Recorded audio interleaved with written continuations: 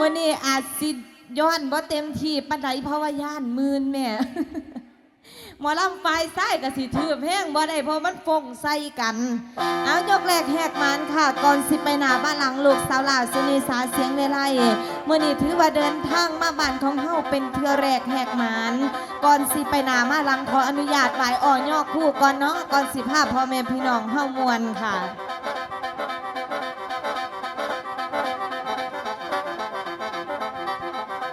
ทั้งขางเวทีนี่คือสิได้ที่แล้วเนาะ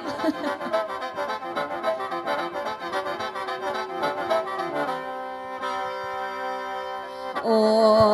ละน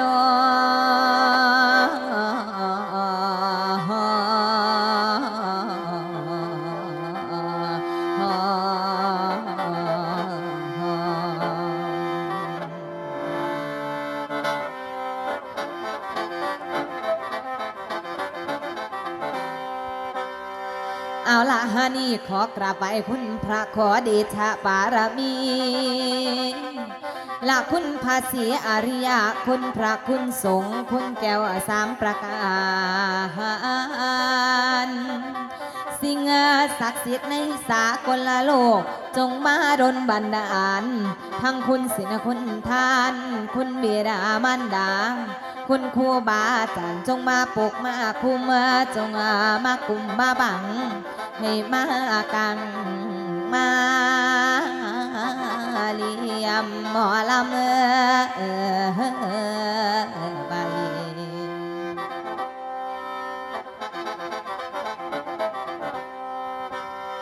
โอ้ละนอ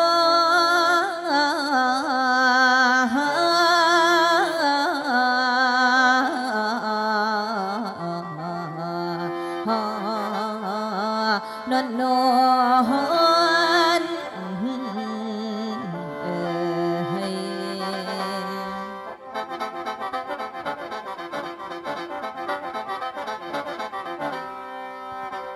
สองมือยกใส่เก่าหกกุมกราบคาราวะสาธุเด้อคุณพานอพุทโธองค์ลำเมื่อนี้มาลำลองฉลองบุญคุณพ่อคิดอันใดก็ให้พ่อเห็นแจ้งสองธรรมใบไปหมดถูกกรรมคุณพาอรหันต์ให้มาปันลาวิชาแบ่งพุ่มความดูเมื่อนี้มาลำสู่เสียงก่อนบาทาให้มาสู่ผู้ขายอะไรข้างห่างหนีผู้ขาลำมือนี้ยกคอย่อแขนให้ถือกับเสียงแค้นเนี่ยบ่น้ำจำได้ศิลาไม่ลำสาลีลาบทบาทให้สามารถเก่งกาเมีนาสาเลือให้คนสาออกเลือเด่นเป็นประวัติลำลงเรียนเหลือบัตลอดลำในบันอย่ามีมีหันกันลำลองเอววิจากงานนี้แล้วงานหนักอย่าเสียให้มีผู้เอื้อเฟื้อสู้ซอยงานหลังให้คนตั้งย่อยกบาลำพ้องใส่ไปลำใส่คนยองเลือสาสมเสือให้คนลือแตกจะทะดำกุนแห่ตาม10แม่น้ำสาวแม่น้ำได้ยินหอดมาหาสาละทุกคนคุ้มบาผู้สั่งสอนความรู้มาสู้มาขมายำลำยำลองให้เป็นก่อนของน้องฟังแหล่งมันหูเพิ่นนาจะนาพงพันผู้ที่สอนความรู้สอนบาดสอนก่อนผู้เฒ่าฟังลืมนอนหน้านำจนแจ้งยามผู้ขาแสดงคอยคู่บากาดำมาอยู่ซอยให้ผู้เบาซ้ำหน่อยลงเอิญและบักคำคุณภาษีเลิศลำรัตนาใจสามให้มาเสือก่อนลำมอนปานเกินน้ำอย่าไม่ย้ำคัดของสามองใส่ปานแบนสิ่งศักดิ์สิทธิ์ทั่วแคว้นนำต้องซอยดึงให้ผู้ฟังทราบซึ่งย้ำกล่าวก่อนแถลงสิสาแดงแนวได้ให้ก้าวจะจงตันปฏิพันธ์ความบ่ให้ไหลมากเกินน้ำแกงตั้งแต่เว้นสอดจังให้รักน้ำเพิ่งทวีผู้ขาลำอยู่นี่สถานที่ชุมนุมหุ่นหลักพระภูมิอาหากรักษาเมืองบ้านจงมาบรรดาลให้คนฟังสอดหงให้ยาป่ายาลุงทั้งพ่อแม่ละพี่น้องฟังแล้วมนใจคุณบิดามารดาให้มาอยู่ไกลไกลอะไรห่างบางป่าทั้งคุณทำคุณพาตลอดคู่บาพองมาซ่อมมาสิ่งอะไรแนมสอดซอตลอดที่และน้องไก่ไก่ผู้สุคนพวกพ่อตัวแม่สนขอกราบไปหมดผู้ละที่มาในงานห่วมบวชในวันนี้ขอชนีย่อเดี๋ยวปนมก่อนก้มกราบบางที่มันหยาบสาคำเบาแต่ละตอนกากยาเฝ้าเดือดร้อนฟังก่อนอโหสีทั้งพระสงฆ์องค์ชี้มาสการขอนอมพ ว่าก่อนลำนี้มีทั้งดีทั้งสัวมันลดเป็นเอเล่ปนเขาเอาใส่กันลบปนเขาเอาใส่กันนะฮะป้าดฟังลำจังเลยมาฟังลำเปลี่ยนเถอะ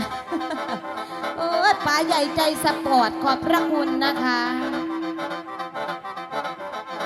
ยังก็จะสุนิสาไทยนี่ถือว่ายกแรกแหกหางใบอ้อยยอกคู่และเลือกหาคุณคู่บ่าอาจารย์ผู้เพิ่นประสิทธิ์ประสาทวิชาความรู้ให้เพิ่นว่าสิทธิ์ผู้ใดบ่ระลึกถึงคุณคู่บ่าอาจารย์แสดงว่าสิทธิ์ผู้นั้นสิบ่เจริญแม้นเจริญไปได้ก็เจริญไปได้บ่โดนเพราะฉะนั้นแล้วคู่บ่าอาจารย์บ่ว่าสิเป็นคุณแม่พ่วงพันเสียงเร่ไล่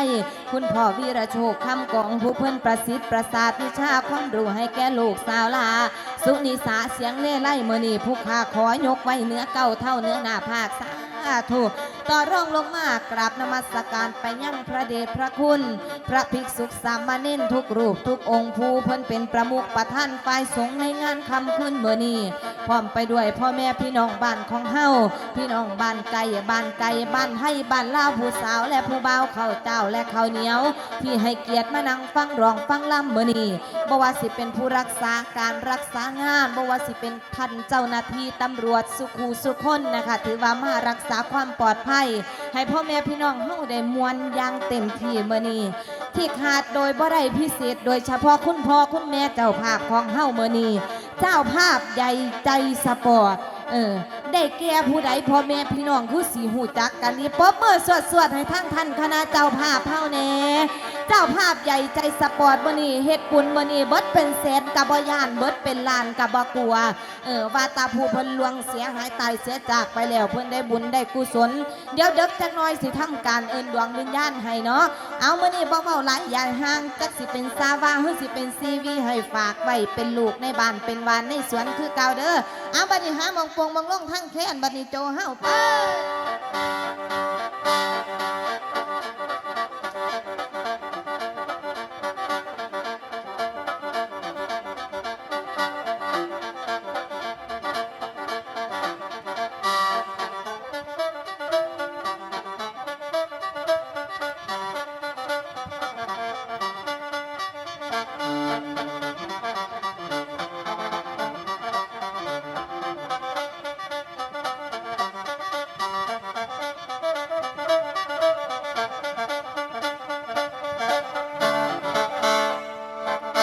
เป่าดีๆโลดโจมื้อนี้25หาเอาผู้สาวทางสุรินทร์น้ำถือบกระเบิงกันเฮาถือบมองมันแห้งๆมันจังบ่ฟงใส่กันลุยน้ำมาคักๆได้แม่มื้อนี้น้ำท่วมมองได้กะลีขึ้นถอยไม่มาไม่มื้อนี้มากับฝนกับน้ำคักแน่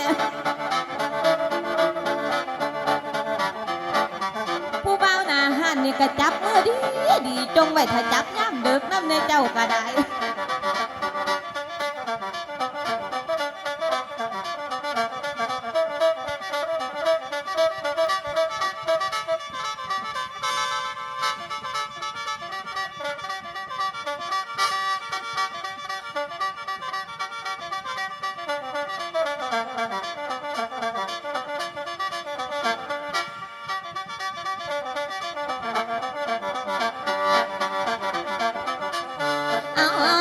ขันโอทำนี่สาก่อนนอลุงสิจุงก่อนหลังผู้บังวัน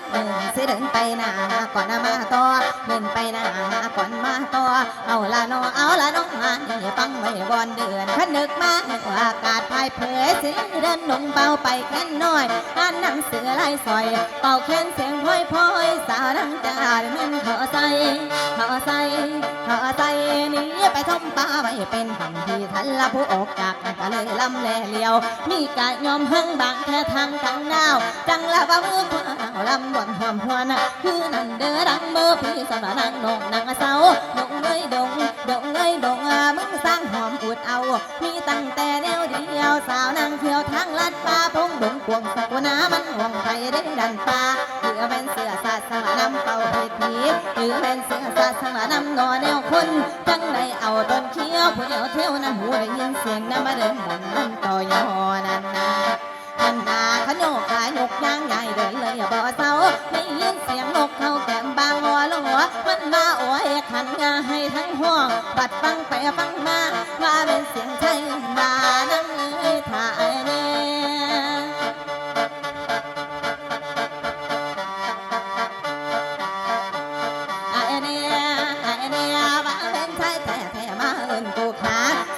หยุดดูท่าเขาหนึ่งเลยหายนกแต่ไว้มันตัวหลอกกูเดินสักเจ็กกระทาตั้งน้ำมาหอยคนน้องบามีมาลัดพัดท่าของแต่กลางนกอันนี้มันสั่งมาเก่าอ่างห้องบาตัดตามของหลับผู้ใดนอปักเสียบปลายผู้โบ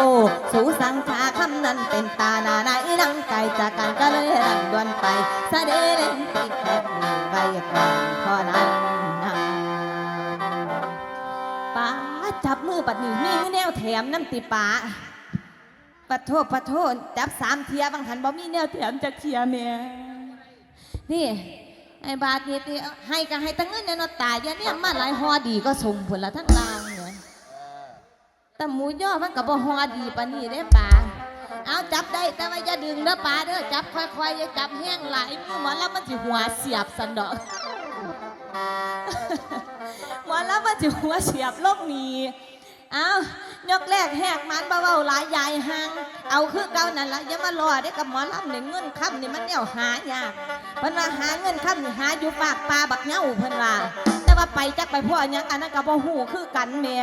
เอาเมื่อนี่ถือว่ามาฝากไว้เป็นลูกในบ้านเป็นบ้านในสวนพ่อแม่พี่น้องของเฮากันแล้วกันค่ะเอาอาจารย์นักดนตรีสิเจ้าๆยาวๆกันแล้วกันค่ะ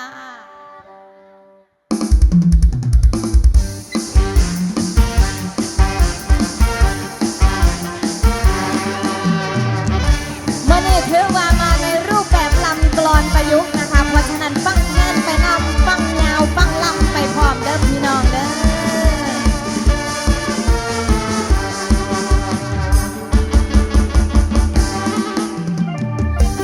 มาแล้วสุนิสามาแล้วมาเอาแนวไปไวมาเอา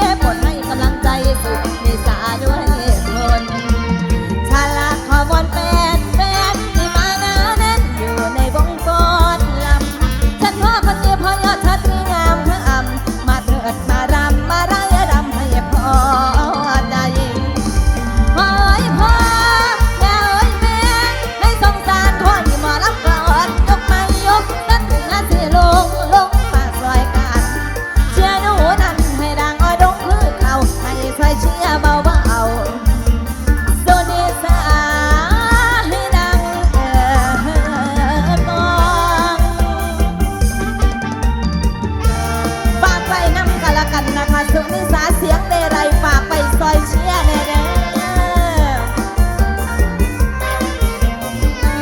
เอาเต้ยหามองปงมองลงหายกแรกแหกมันพ่อหอมปากหอมคอเด้อพ่อเด้อยกที่สองมักอีหยังกะจังบอกล้ำใส่แค้นกะสิล้ำให้ฟังคือเก่าเอานี่ละเพิ่นว่าเบิดเมืองฟ้ามีตาแดดกับฝนเบิดเมืองคนกินแล้วกับบอนแต่ว่าเบิดเมืองคนบ่กินกับบอนได้คือกันเด้อแม่ยาเด้อเอาขอเสียงเจ้าภาพหน่อยอุ้ยเจ้าภาพมักมวนคักมื้อนี้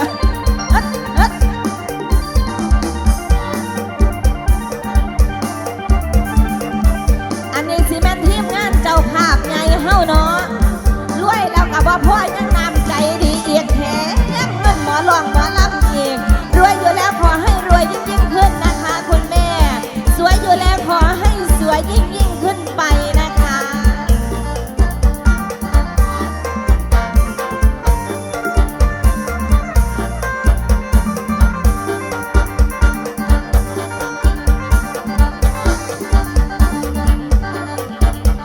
ขอบพระคุณค่ะโอ้มาฮอดีแทย่านเปียกฝนบ่เนาะนี่เนาะโอ้ที่ระลึกงานชาปนกิจศพคุณพ่อจวนมีนงามโอ้เดี๋ยวจักหน่อยเดี๋ยวสิเอิ้นดวงวิญญาณให้เด้อแม่เด้อขอบคุณคุณแม่นะคะรวยอยู่แล้วรวยยิ่งขึ้นนะคะคุณแม่งวดสิมาให้ถือไว้ลอตเตอรี่รางวัลที่2คุณเด้อเอาที่1บ่รับสิเอาโอ้ผู้ละใบก็ได้แม่รางวัลที่1ได้ไปเอารับรางวัลอาจารย์นักดนตรีรับรางวัลก่อนใจเย็นๆก็ต้องเฝ้าเจ้าภาพเมื่อนี้เงินหลายคักก็อีหยังแถมอยู่เบิดขึ้นเอาหน้านี่เขาเล่นสวดแกงรถยังสิแถมดีปะเนี่ย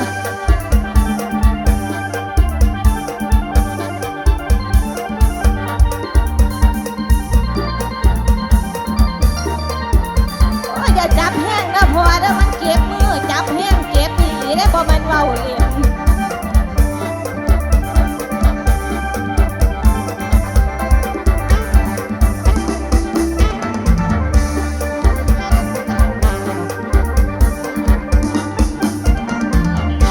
มาเต้ยกันเถิดดันจ้ามาเต้ยกันเถิดดันจ้าให้สุนิสาพาลำพอนมาเถิดนะกันก่อนมาออกมาก่อนได้กันมาลำพันดาวพี่ชายออกมาเตยมาเถอะเด้อพี่เอ้ยมาออกมาเตยจะด้วยกันมาออกมาเตยจะด้วยกันถ้าจังว่าลำทั้งสาหันแค่ยาวทั้งเจ้าทั้งรองลำลองคงไม่ใช่ลำบ่แล้วบ่แล้วบ่แล้วบ่แล้วบ่แล้วบ่แล้วบ่แล้วมาลำเตยแม่นใส่กันเสน่ห์สานี่ยังโดดเดียวเสน่ห์สานี่ยังโดดเดียวหัวใจปับเดียวไม่เคยมีใครจะรักกระเบาคนไหนจะรักกระเป๋าคนนั้นไม่เคยสนใจสมบัติศักดิ์ราไอ้วาสนาน้องฉันอับโจร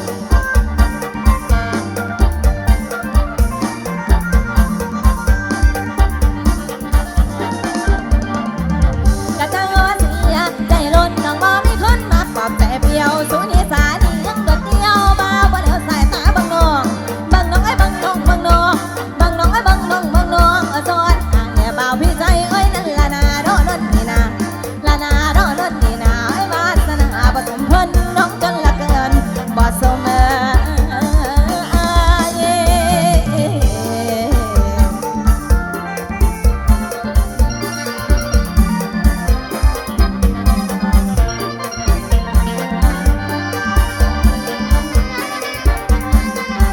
ขอบคุณค่ะ